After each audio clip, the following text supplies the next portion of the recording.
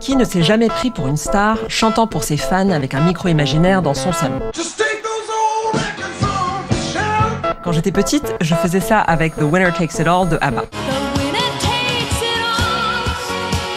Aujourd'hui, je pourrais dire que j'aime cette chanson au second degré, mais si je suis sincère, je crois que je l'aime tout court. Est-ce que c'est de la soupe commerciale ou un chef-d'œuvre? Agnès Guéraud est philosophe et musicienne à la tête du groupe La Féline. La vie comme l'histoire se répète. Dans son livre Dialectique de la pop, elle s'appuie sur les travaux critiques de Théodore Adorno sur l'industrie culturelle pour penser la musique populaire enregistrée et en déplier tous les paradoxes. La pop est-elle une forme d'art ou bien un produit de l'industrie? La musique peut-elle être populaire sans être commerciale? Les tubes peuvent-ils être des chefs-d'œuvre?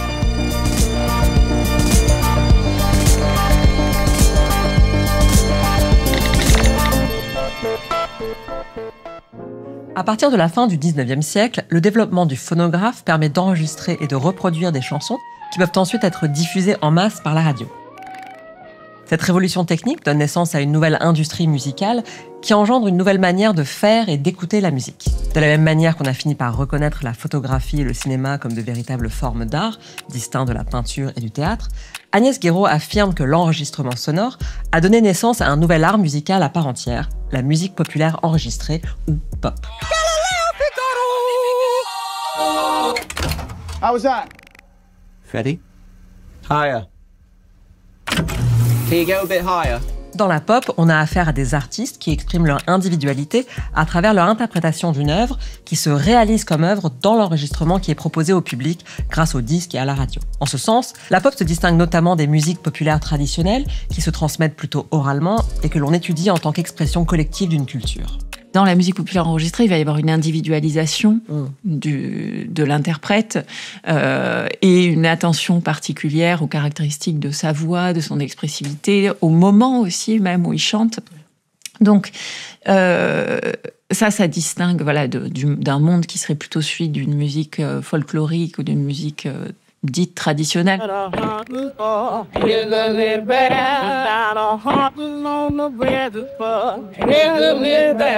Dans la musique enregistrée, si vous êtes une femme, si vous êtes un homme, ça change tout. Si vous êtes un enfant ou un vieillard qui chante, ça change tout. Si vous êtes noir ou blanc ou latino, ça change tout. C'est l'art musical le plus spécifiant qu'on puisse imaginer. Et c'est pour ça que j'emploie ce gros mot d'idiosyncrasique. C'est l'art le plus idiosyncrasique. Quand Agnès Guéraud parle de pop, elle ne se réfère donc pas à un sous-genre particulier qui concernerait seulement des figures comme Britney Spears. Elle emploie le terme pour désigner plus largement cet art qui recouvre tous les genres de musique populaire enregistrée, que ce soit le blues, le rock, le rap, la pop ou encore le reggae. Non seulement cette pop est une nouvelle forme d'art musical, mais c'est un art qui a la particularité de se vouloir démocratique. D'abord parce qu'il n'est pas nécessaire d'avoir une formation au conservatoire pour prétendre être un artiste pop.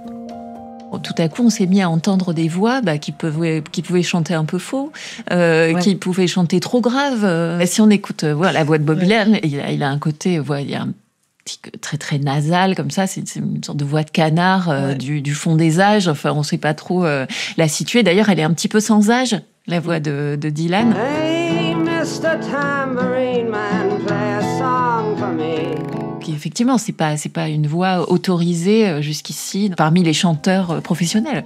Si la pop est un art démocratique, c'est aussi parce qu'elle se veut populaire. Populaire, non pas dans le sens sociologique des classes populaires, qui ne sont d'ailleurs pas les seules à produire ou à écouter de la pop, mais dans le sens de lier à un idéal de popularité. Et c'est ça qui va par exemple distinguer la pop d'autres formes musicales enregistrées, comme par exemple la musique concrète, qui a été développée dans les années 40 par des compositeurs comme Pierre Henry, et qui est réservée à un public d'initiés.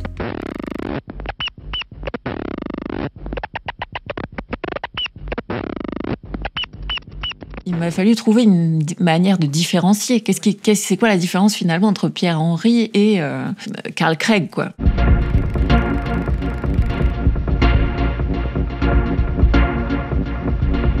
La pop, elle est orientée, il faut presque imaginer une espèce d'astre comme ça qui viendrait exercer sa force de gravité. Et cet astre, c'est, à mon sens, donc ce que j'appelle l'utopie de la popularité, qui s'ancre, à mon avis, dans une pensée à la fois de l'individu, de la démocratie, une espèce de promesse de réconciliation. Et cette promesse de réconciliation, elle est énoncée en Occident, à la fois par des musiciens et par des penseurs plutôt romantiques, on va dire. C'est des choses qu'on va trouver chez Rousseau, une espèce de promesse que on pourrait, autour de l'art, en fait, faire en sorte que les individus, quel que soit leur niveau d'éducation, quel que soit leur niveau de culture, se comprennent.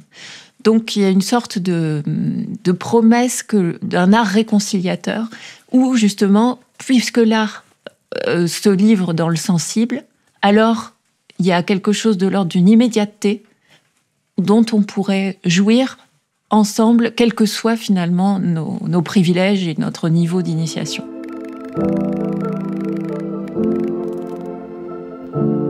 Cet idéal de la popularité n'est pas nouveau. On le trouve dès le XVIIIe siècle, notamment dans la musique classique, par exemple avec Mozart. Son opéra, La Flûte enchantée, est un chef-d'œuvre qui a tout de suite remporté un immense succès.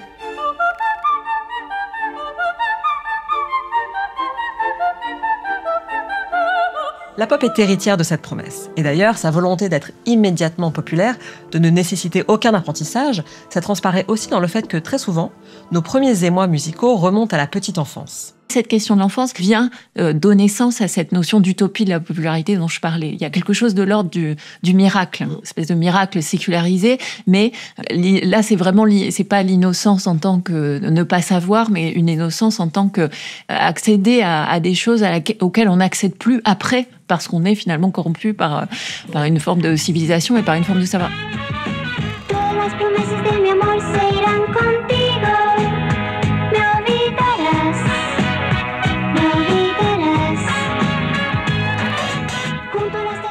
La question est de savoir si cette promesse d'un art réconciliateur entre l'élite et le peuple est vraiment possible. C'est ici qu'intervient le penseur allemand Theodor Adorno, philosophe, musicologue et critique d'art, fondateur de l'école de Francfort, un courant de pensée marxiste qui a proposé dans les années 40 une théorie très pessimiste de la culture au XXe siècle.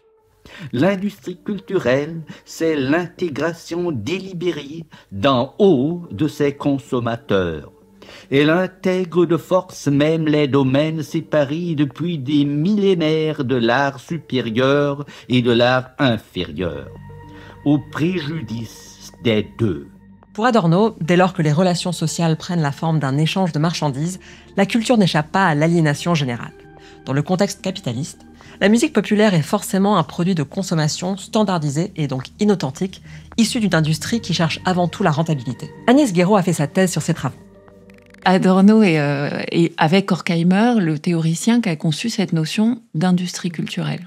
Pour eux, c'est un concept polémique, c'est-à-dire que industrie et culture sont des concepts contradictoires, puisque voilà, ce qui est censé contenir la culture, c'est finalement des œuvres de l'esprit, on va dire, singulières, et cette singularité, là, on l'a fait se rencontrer avec l'idée de l'industrie, qui est au contraire celle de la reproduction en série, de la standardisation. Et donc, le projet d'une industrie culturelle, c'est finalement de standardiser ces œuvres singulières de l'esprit. On peut peut-être revenir sur d'où il vient ce terme de standard. Ouais, il vient du Fordisme, en fait. Il vient de la production des voitures, donc d'une certaine idée de la production en chaîne, à la chaîne, et d'une production accélérée, en fait, avec un haut degré de productivité, pour faire une voiture que tous les Américains pourraient s'acheter, dans laquelle tous les Américains pourraient se reconnaître. Donc il y a vraiment un projet aussi de séduction des individus démocratiques disposant de leurs moyens. Donc quand Adorno va chercher ce terme, il n'est pas le seul pour qualifier les produits de l'industrie culturelle. Bien sûr, c'est un petit geste un peu d'humiliation, c'est de dire vous avez transformé les œuvres d'art en collection de voitures.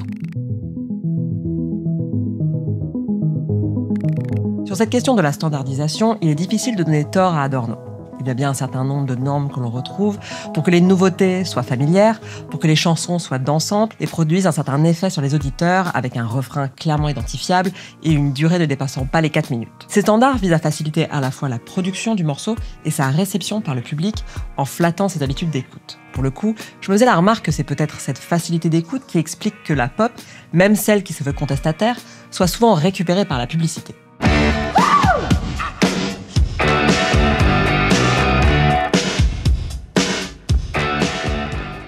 En fait, la standardisation dont parle Adorno semble inévitable. Dès lors qu'une voix, aussi singulière soit-elle, est enregistrée, elle devient reproductible et donc source d'une uniformisation possible. Oui, parce que comme tout ce qui se fixe, comme toute représentation, en fait, sa répétition, la répétition d'un type de représentation produit une norme. Alors, on peut faire un parallèle avec l'histoire de la photographie. Il y a un moment où, finalement, il y a une façon de poser devant une photographie et finalement les visages vont pratiquement se conformer à cette façon de poser. Donc ça, c'est quelque chose qui affecte toutes nos représentations, y compris visuelles. Et effectivement, il y a des représentations vocales. Par exemple, il y a un type de voix qu'on appelle le vocal fry, le fait de parler comme ça. It's about performing and it's not like, you know. Et ça, c'est quelque chose Britney qui s'est vraiment... Voilà, Britney Spears qui s'est développée à la suite du succès de Britney Spears. C'est devenu carrément un problème de santé publique aux États-Unis parce que toutes les jeunes filles... Donc, il y a effectivement des normes, y compris dans notre manière de vocaliser, que la musique enregistrée contribue à imposer ou pas. Why are you talking like that? Why are you talking like that? Because this is my voice. This is my voice. No, it's not. I heard you talking a minute ago. I know you don't talk like that. Neither do you, because nobody actually talks like this. You choose to talk like this, and today I chose to talk like this. Pretty fucking annoying, isn't it? Pour Adorno, ce formatage appauvrit la qualité des œuvres pop qui sont ensuite matraquées à la radio de manière à créer artificiellement de la popularité. Non seulement cette musique ne mérite pas, selon lui, d'être considérée comme un art, mais en plus elle remplit une fonction idéologique pernicieuse. Dans le capitalisme avancé, l'amusement est le prolongement du travail.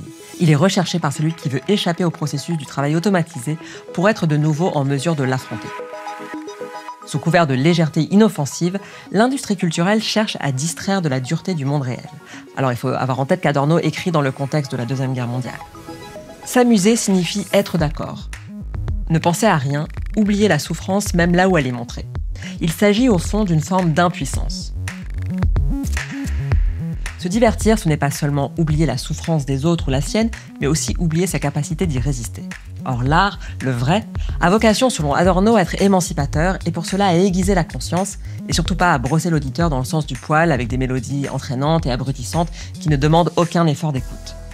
Adorno pense que dans l'immédiateté, dans la facilité, il n'y a rien d'autre finalement que de la manipulation. De son point de vue, faire une musique véritablement émancipatrice, ça suppose justement aller contre toute cette écoute pseudo-naturelle sur laquelle reposerait comme ça un idéal d'expérience immédiate, facile. D'accord. Et donc c'est quoi l'idéal pour Adorno ? Vous dites que c'est l'art qui s'adressera vraiment au peuple, ne doit pas être populaire, il doit être, ça doit être le modernisme atonal.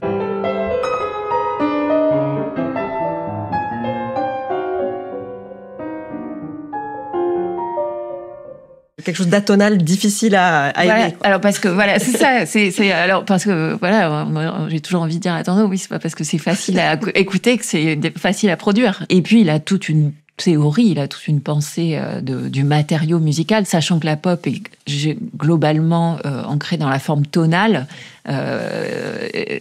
Pour lui, c'est un stade antérieur de la musique. C'est-à-dire qu'on a abandonné, avec Wagner, on a abandonné la forme tonale, mais avec Schoenberg et Webern, eh bien, on vient travailler entre ces tons. Donc, il y a vraiment dans une histoire, une progression de l'histoire. Voilà, et une décomposition. C'est un hegelien, donc il pense qu'il y a un processus irréversible à la fois de la pensée et de l'art, et que c'est comme en peinture où finalement, à un moment, on ne peut pas, si on est un moderniste, on ne peut pas revenir à la figuration. Bon, maintenant, c'est des choses qui sont remises en cause. Oui. Mais il y a un peu cette vision moderniste là où il n'y a pas de retour en arrière.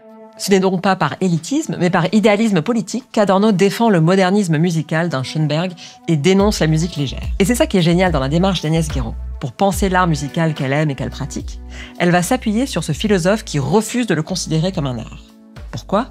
Parce que Adorno est un penseur dialectique, c'est-à-dire qui avance par contradiction. Or, la pop est elle-même un art profondément dialectique, qui intègre les critiques que lui adresse justement Adorno et qui fait de ces contradictions son moteur créatif. La dialectique, c'est la pensée des contradictions. au départ, chez Platon, mais surtout finalement chez Hegel. C'est lui qui va en faire l'idée d'une pensée qui est dynamique, qui est motrice, qui est en mouvement, qui est historicisée. Et c'est ça qui fait que c'est un concept particulièrement adéquat, il me semble, pour penser, justement, un phénomène qui s'inscrit dans l'histoire et qui s'inscrit aussi dans une conscience qui évolue, c'est-à-dire avec des moments d'irréversibilité. Donc dialectique, ça veut dire que la pop, elle a sans cesse en effet affaire à des contradictions, à des tensions, par exemple entre le fait qu'elle joue à la fois sur quelque chose de totalement démocratique, quelque part tout le monde est invité, et en même temps il y a une sorte de culte de la génialité, de la singularité, donc qui pourrait être mis en tension avec cette idée de démocratie, de popularité, où elle va venir travailler la possibilité d'une chanson qui captive l'attention de tous, à la fois en promettant une forme de magie, une forme de transcendance, tout en la travaillant avec les moyens les plus concrets et les plus calculateurs possibles, qui vont être de l'ordre d'une division du travail, d'une logique industrielle.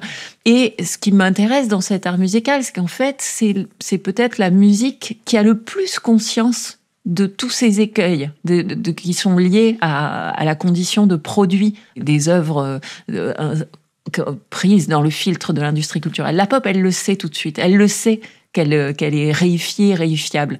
Et donc, son authenticité, sa force émancipatrice, elle va toujours les conquérir à partir de ce qui les nie. Et c'est en ça que je trouve que c'est un art musical particulièrement dialectique. Autrement dit, la pop est un art réflexif qui a conscience de ce qu'il a d'illégitime ou d'inauthentique. On retrouve ça dans les paroles de chanteurs critiquant le star system ou revendiquant leur authenticité. Je suis authentique!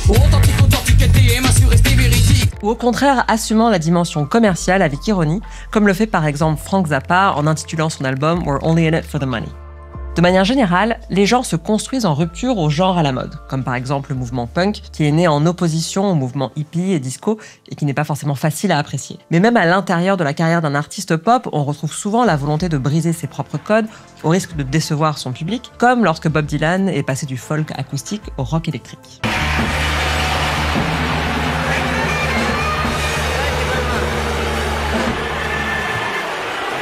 En fait, la pop est prise dans un mouvement dialectique, notamment autour de la question de l'authenticité. Car quelle authenticité peut-il y avoir dans une œuvre quand on sait à quel point elle a pu être travaillée par l'industrie et qu'elle émane non pas d'une personnalité singulière, mais de toute une division du travail avec les beatmakers, les ghostwriters et les topliners.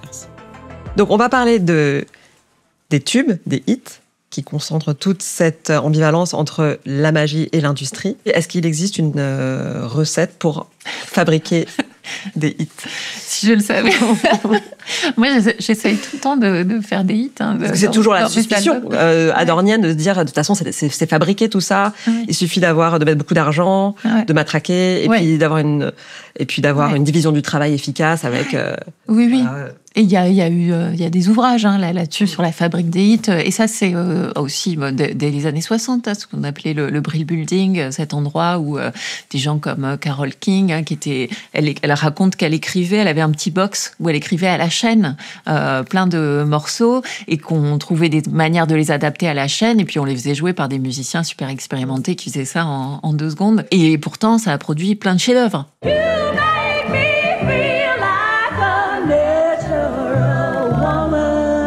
C'est pas forcément la division du travail qui contredit la possibilité qu'à la fin il y ait un chef-d'œuvre, mais aussi. Oui, d'ailleurs, des hits peuvent être des chefs-d'œuvre.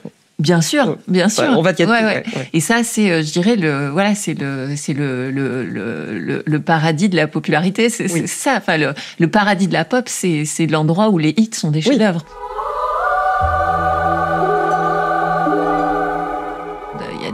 Des moments d'inventivité qui sont indéniables dans l'histoire de la pop et que, j'ai pas cité les Beatles, mais c'est clair que ça s'inscrit dans cette espèce de canon, pour le coup, de la popularité où les tubes apparaissent comme des chefs-d'œuvre qui semblent proposer à la fois quelque chose de novateur et en même temps, il y a une espèce de facilité d'appréhension de ces chansons des Beatles.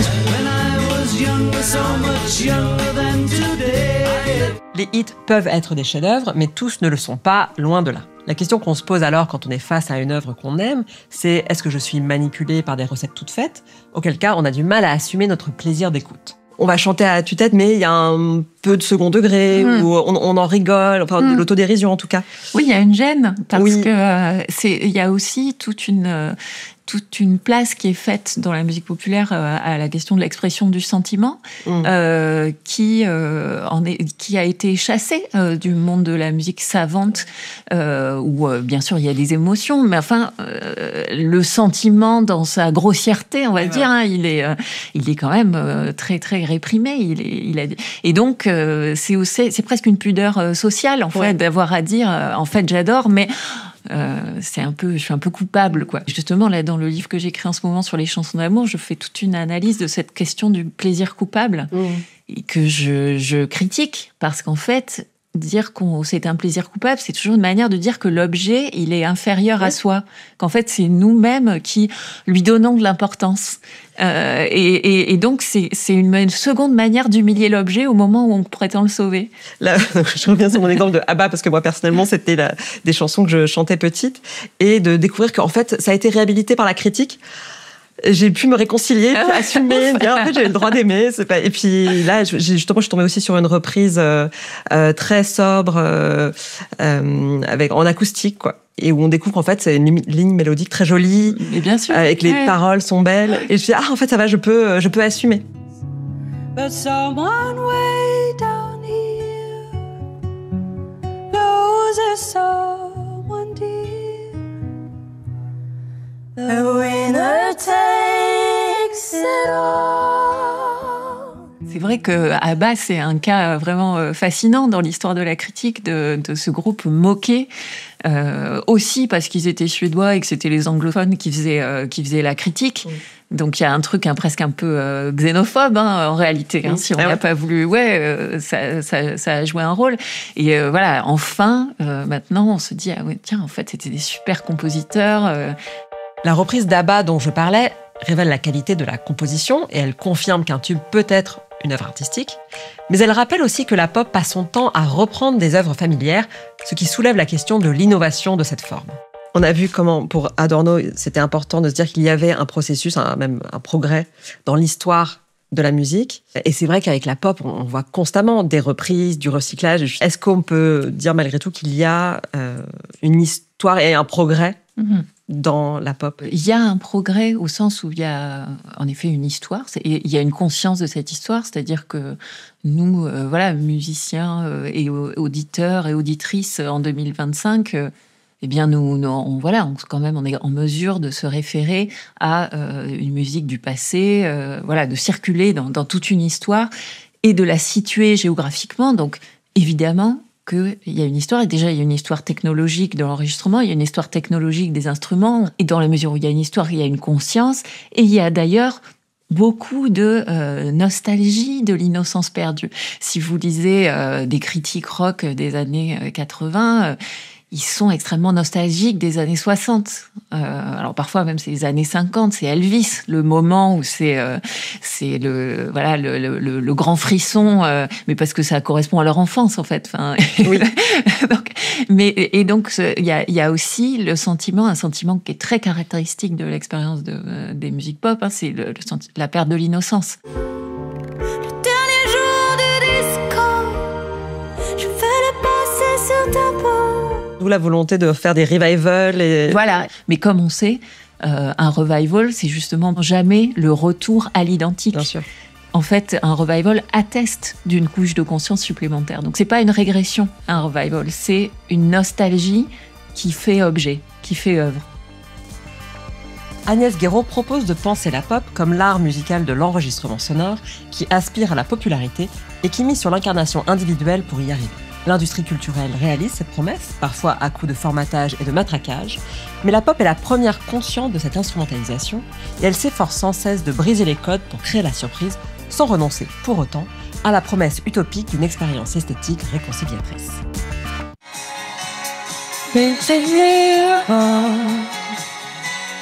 Make it up, destroy me.